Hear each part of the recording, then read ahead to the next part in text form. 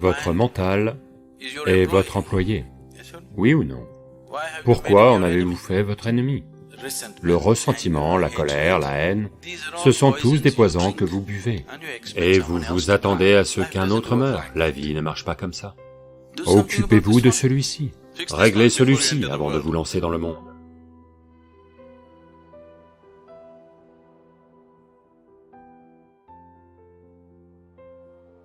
Une fois, Shankaran Pillai avait... Quoi? Vous riez de la maladie de quelqu'un, ce n'est pas bien. Shankaran Pillai avait une tuberculose chronique. La tuberculose. Donc il va chez le médecin. Ça s'infectait depuis longtemps, mais c'était devenu un trop gros problème, donc il y va. Le docteur fait une radio et regarde de gros trous dans les poumons. Il dit, vous devez être admis à l'hôpital tout de suite. Et ça demande une petite opération. Et vous devez rester à l'hôpital minimum 6 mois. Et ça va vous coûter 50 000 $. Shankaran Pillai dit, non, pas question.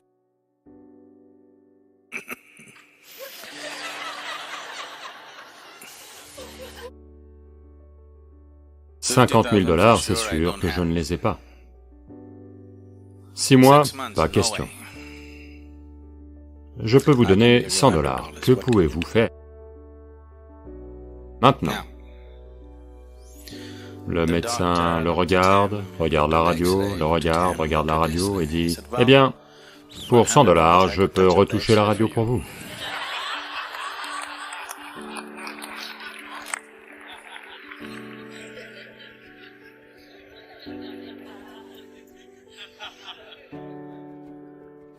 Il est possible que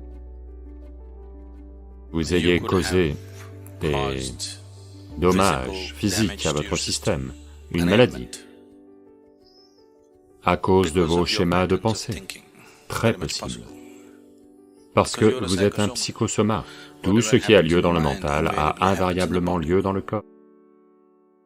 Mais une fois que les dommages sont manifestés dans le corps, physiquement, essayer de les évacuer par la pensée pourrait n'être qu'une illusion. Je ne dis pas que ce n'est pas du tout possible, mais après tout, vous n'avez qu'une vie, vous ne prenez pas un tel risque. Oui, vous voudriez aider avec votre processus de pensée aussi, mais non, je vais juste m'asseoir et les évacuer par la pensée. Vous pourriez vous évacuer vous-même.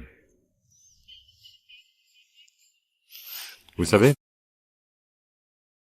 Donc, n'essayez pas de telles choses. Maladie ou pas maladie, vous n'avez pas le droit de saccager votre mental. Vous n'avez pas le droit de torturer cette être. Que vous attrapiez une maladie ou non est l'étape d'après. Mais vous n'avez simplement pas le droit de torturer cet être. Parce que ceci est... quelque part, c'est un être sans défense. Voyez, si je vous cours après, avec un fer chaud, là, tout de suite, vous allez essayer de vous échapper. Vous allez appeler à l'aide. Vous pouvez faire toutes ces choses. Mais supposez que vous preniez un fer chaud et commenciez à l'enfoncer dans celui-ci. Où celui-ci va-t-il courir? Même si vous êtes un enfant, vous pouvez un peu vous défendre, oui? Même un enfant de 5-6 ans peut un peu se défendre, n'est-ce pas?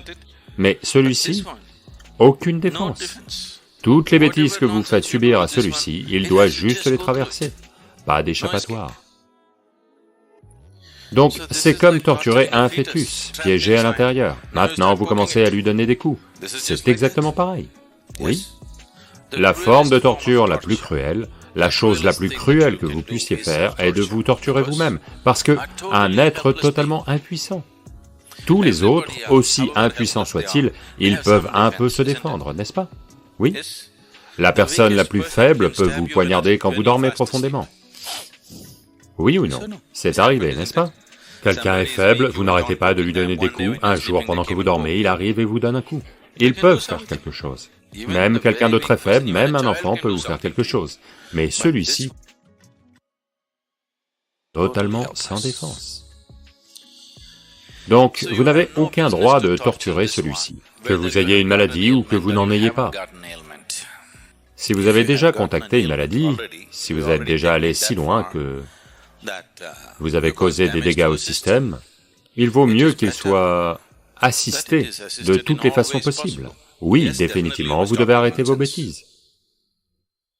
Mais si le système a besoin de médicaments, d'une opération, de ceci, cela, tout ce qui est nécessaire, ce doit être fait. Essayez de juste les évacuer par la pensée, parce que vous les avez amenés mentalement.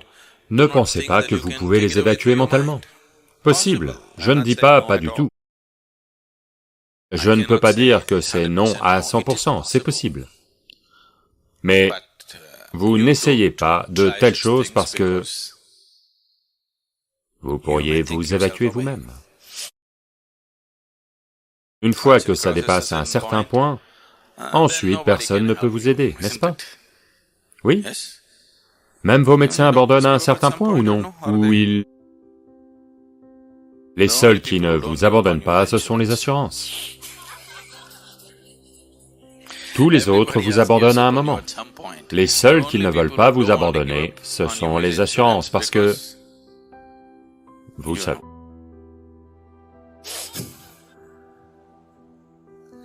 Donc,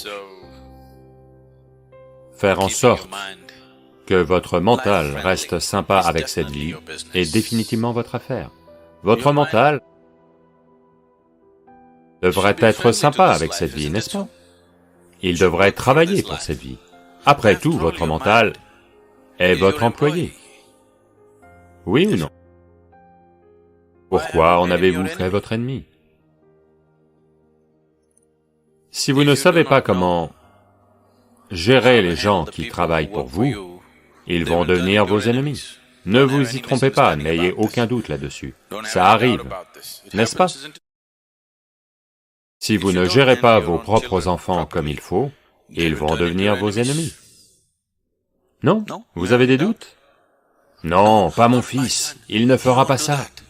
N'ayez aucun doute, il le fera. Si vous ne le traitez pas comme il faut, il va devenir votre ennemi, oui ou non? Oui ou non? C'est ainsi qu'est la vie. Maintenant, comment se fait-il que votre mental,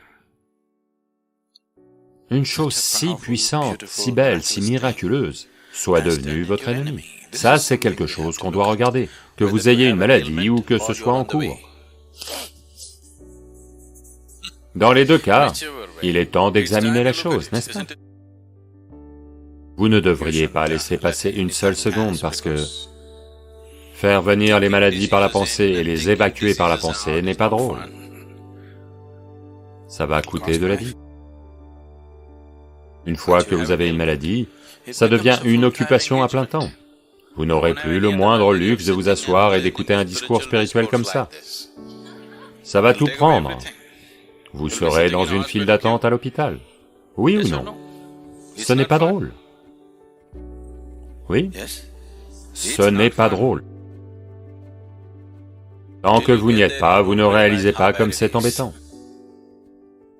Je veux que chacun de vous, aussi bien important que vous soyez, une fois par mois, faites le tour d'un grand hôpital de votre ville.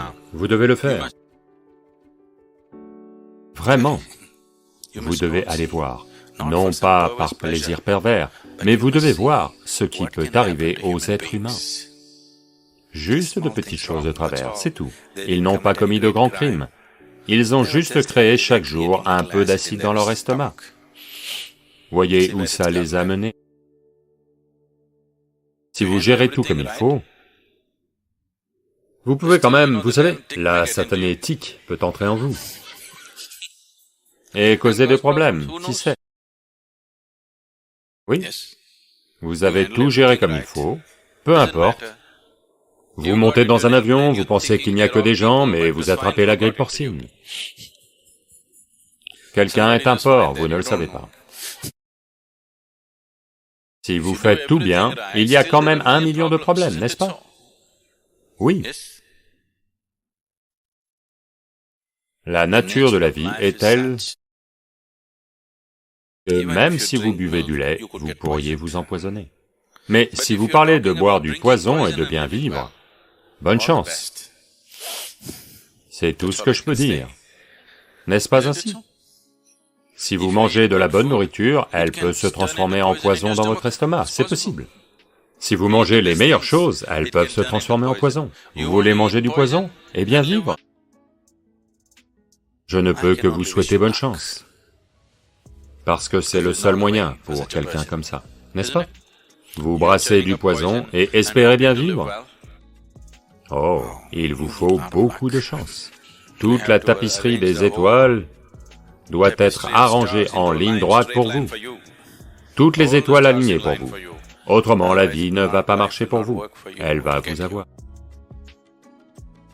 Donc, s'il vous plaît, gardez votre mental aligné. Il doit travailler pour vous.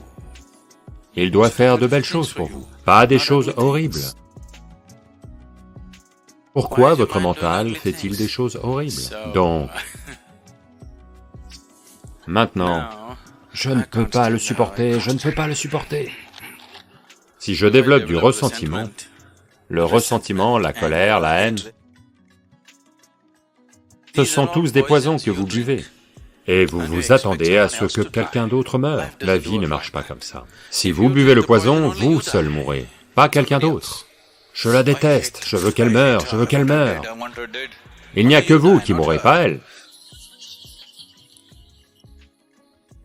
N'est-ce pas? Vous buvez du poison et vous vous attendez à ce que quelqu'un d'autre meure, ça ne marche pas comme ça. Donc, vous devez régler ça. Si votre mental travaille contre vous, la toute première chose que vous faites, c'est... Prenez une pause de toutes les fichues choses que vous faites, peu importe ce que vous faites. Vous comprenez? Votre travail, votre famille, vos bêtises, prenez une pause de tout, allez dans un lieu approprié. Si vous voulez, vous pouvez venir ici, ou aller en Inde, ou aller ailleurs, où que ça vous convienne. Faites quelque chose pour celui-ci, réglez celui-ci avant d'entrer dans le monde, n'est-ce pas?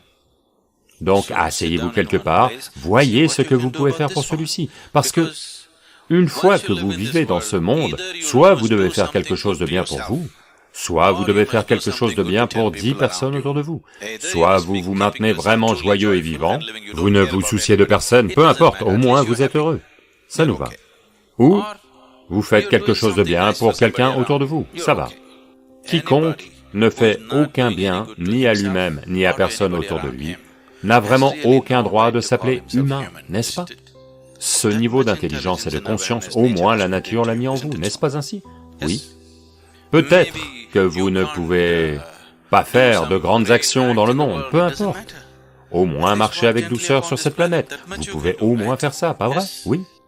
Vous ne pouvez peut-être pas aller servir le monde entier, peu importe. Au moins marcher joyeusement. Si vous marchez joyeusement sur cette planète, soudain, vous voyez que le monde entier paraît magnifique. Une fois que le monde entier paraît magnifique, naturellement, vous allez jeter un regard aimant sur tout. C'est un processus naturel. Est-ce ainsi? Si vous traversez ceci très joyeusement, tout ce que vous regardez paraît magnifique. Une fois que tout vous paraît magnifique, vous jetez naturellement un regard très aimant sur tout ce que vous voyez. Vous êtes un être béni. C'est tout ce que ça demande. Et si vous n'êtes pas comme ça, n'est-il pas temps de prendre un peu de temps et de travailler sur vous-même? Non, non, je fais quelque chose d'important. Vous ne faites rien d'important. Parce que, dans tout ce que vous faites, ce que vous êtes va s'exprimer, n'est-ce pas? Ce ne sont pas vos stupides bonnes intentions qui vont s'exprimer. Ce que vous êtes va s'exprimer dans tout ce que vous faites. Si vous avez du poison dans la tête avec de bonnes intentions, vous allez injecter du poison dans le monde. C'est ce qui se passe dans le monde. Plus de dégâts sont causés dans ce monde avec de bonnes intentions qu'avec de mauvaises intentions, n'est-ce pas? En 1934, Adolf Hitler a prononcé un discours à Hambourg, et il a déclaré « Je fais le devoir de mes ancêtres ». Quand les gens lui ont demandé pourquoi il rassemblait les gens et les envoyait se faire gazer,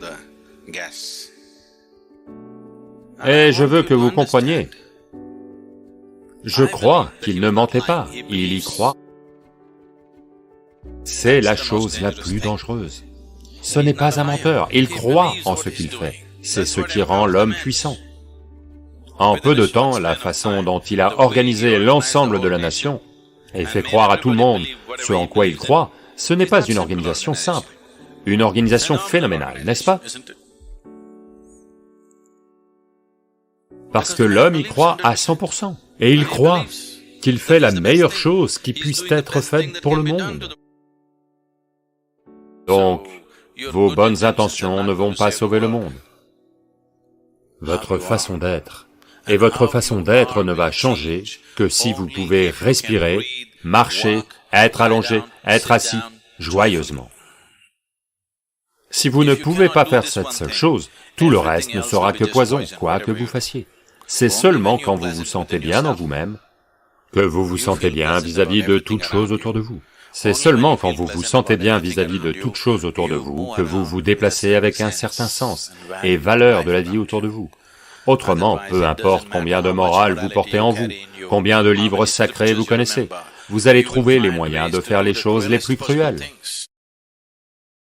Donc la toute première chose, la toute première responsabilité basique pour un être humain, c'est comment il est assis ici.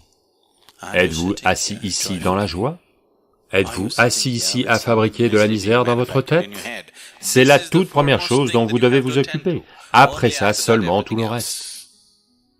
Parce que, autrement, rien d'autre ne marche vraiment. Voyez, s'il vous plaît.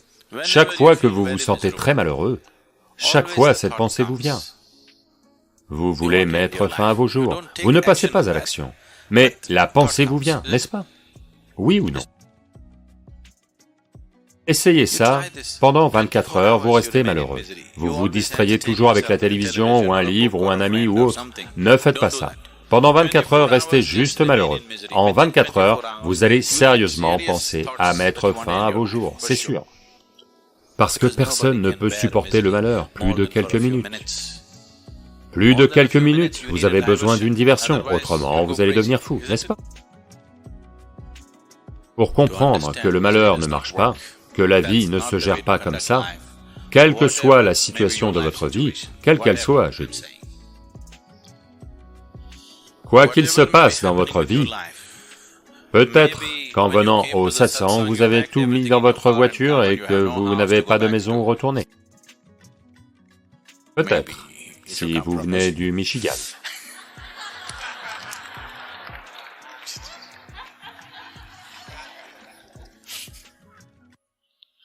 Pas vous, ok? Pas vous. Peut-être autre chose. Il peut y avoir beaucoup de choses dans la vie. Quoi qu'il en soit, vous êtes mieux loti qu'à votre naissance, n'est-ce pas? Vous êtes arrivé sans rien, au moins vous avez quelque chose maintenant. Vous êtes du côté des profits. Regardez la beauté de la vie. Vous êtes arrivé avec absolument rien. Quoi qu'il arrive, vous êtes toujours du côté des profits, pas des pertes. Donc vous ne pouvez pas vous plaindre.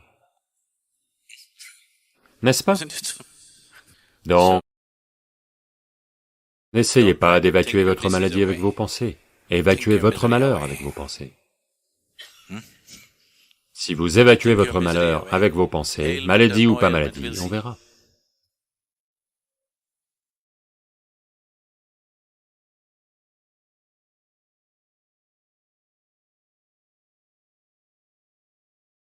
En Amérique, tout le monde boit de l'eau avec les 3/4 du verre rempli de glaçons.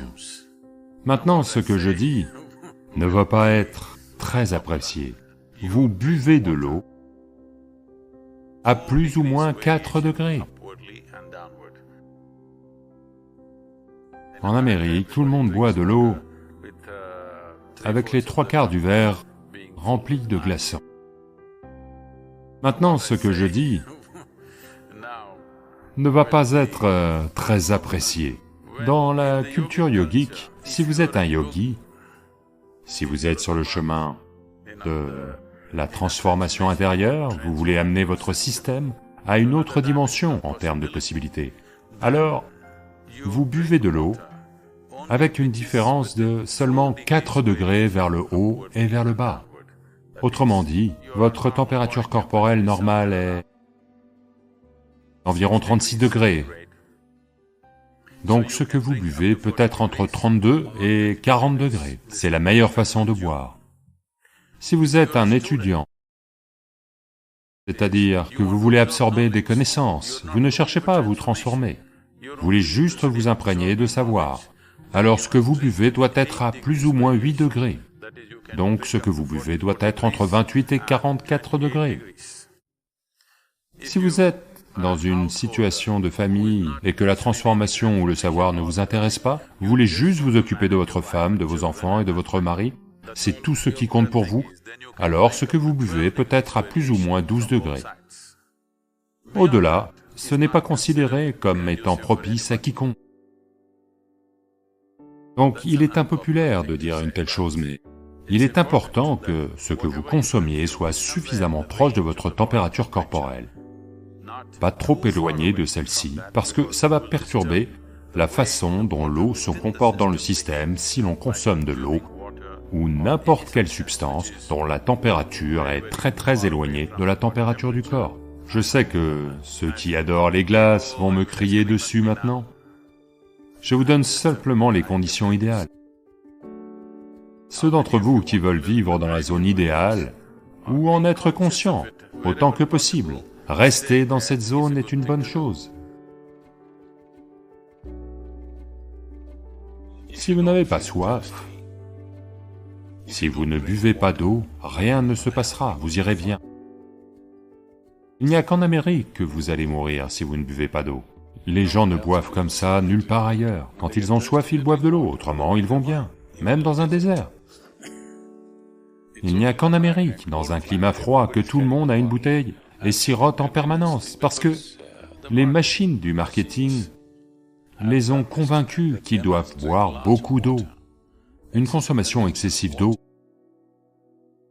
surtout si elle a lieu par petites gorgées, le corps l'absorbe. Quand il l'absorbe, les niveaux de sodium, qui sont très finement régulés, vont baisser. Le reste du corps est également affecté, mais on ne le remarque pas forcément. Mais dans le cerveau, la baisse des niveaux de sodium va faire gonfler le cerveau. Ça ne veut pas dire que votre cerveau grossit, le gonflement est une sorte de maladie, d'accord? Pas une expansion du cerveau. Il gonfle à cause d'un manque de sodium. Donc parce qu'il n'y a pas assez de sodium, plus d'eau entre dans le cerveau pour essayer de lui fournir le sodium nécessaire pour maintenir l'équilibre. Donc plus d'eau dans votre cerveau veut dire que vous pataugez. Des déséquilibres psychologiques vont se produire. Voyez, si vous buvez beaucoup d'eau, d'un coup, le corps va décider de la quantité à absorber et de la quantité à éliminer. Mais si vous sirotez toute la journée, le corps est comme trompé et a tendance à absorber plus d'eau qu'il ne le devrait. Mais disons que là maintenant vous buvez 2 litres d'eau. Toute l'eau n'entrera pas dans le système. Ce qui est nécessaire, il le prendra, le reste sera éliminé. Personne n'a besoin de boire de l'eau simplement parce que vous pensez que c'est une bonne chose. Quand vous avez soif, vous devez boire de l'eau. Juste pour être sûr d'en boire assez, buvez 10% de plus que ce dont vous avez réellement besoin, quelques verres de plus, juste pour vous assurer que vous n'en buvez pas moins. Vous avez un certain temps avant de pouvoir boire. Ce n'est pas une urgence. En même temps, lorsque vous avez besoin d'eau, si vous avez soif et que vous ne buvez pas, ça va endommager le système. Les dégâts au cœur sont immenses si l'eau nécessaire n'est pas disponible dans le système. Mais quand je parle d'eau, il ne s'agit pas seulement de l'eau à boire. Vous devez manger des aliments à haute teneur en eau. Si vous mangez un fruit, c'est presque 90% d'eau. Les légumes et autres contiennent plus de 70% d'eau. Lorsque vous consommez des aliments, leur teneur en eau devrait être au moins égale à la teneur en eau de votre propre corps. Donc tous les aliments que vous mangez devraient contenir au moins 70% d'eau. C'est la raison pour laquelle les légumes, les fruits doivent faire partie de votre régime alimentaire pour que ça soit là.